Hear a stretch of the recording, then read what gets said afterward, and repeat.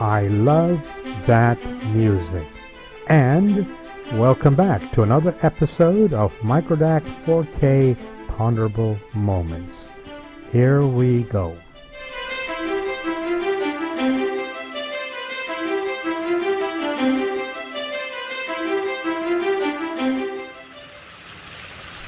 Today, sitting by this fish pond, I thought about my choice of living as a minimalist.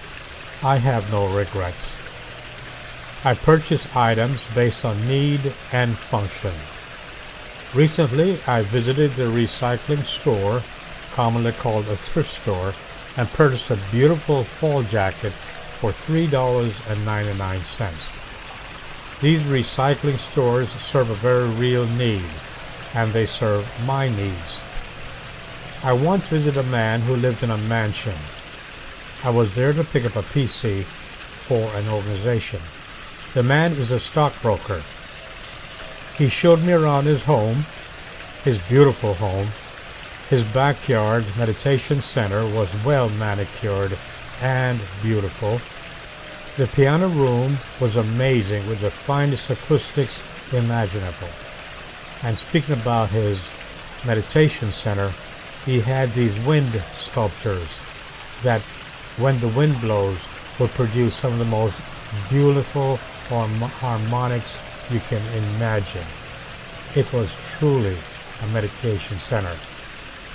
All his shirts were monogrammed and of the best of quality. He said that if he didn't wear a shirt for 6 months, he would donate it to a recycling store. And for the sake of efficiency, he bought many shirts at the same time. He told me which recycling store was the recipient of his shirts. He didn't mind buying his expensive shirts because he knew that someone else would make good use of that same shirt. Makes sense to me. As for me, I was not always a minimalist. In another lifetime, I would buy new cars.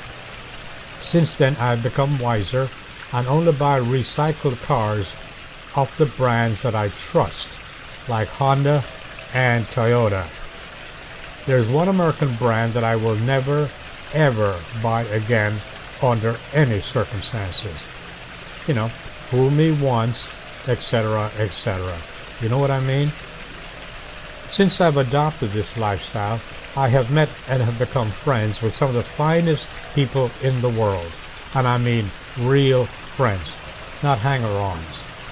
These people are highly spiritual people, not religious, and they practice the ethics and principles that I find sacred.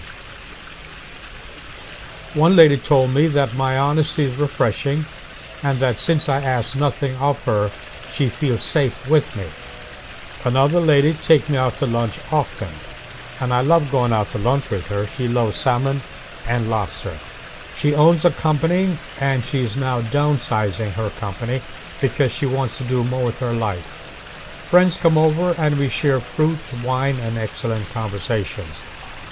People donate to the Microdac cause, and I accept their generosity, which helps me in making videos that I share with you. My personal belief is that people left to their own devices are deities unto their own rights. They do not need excuses to be good human beings. They live a life that reflects love, compassion, peace, harmony, cooperation, sharing, and benevolence without a need to be forced to do so through threats and fear. Anyway, I went through that very long preface just to say this. One of my best investments on my behalf is a membership to the Norfolk Botanical Garden. Of course, I'm speaking for myself.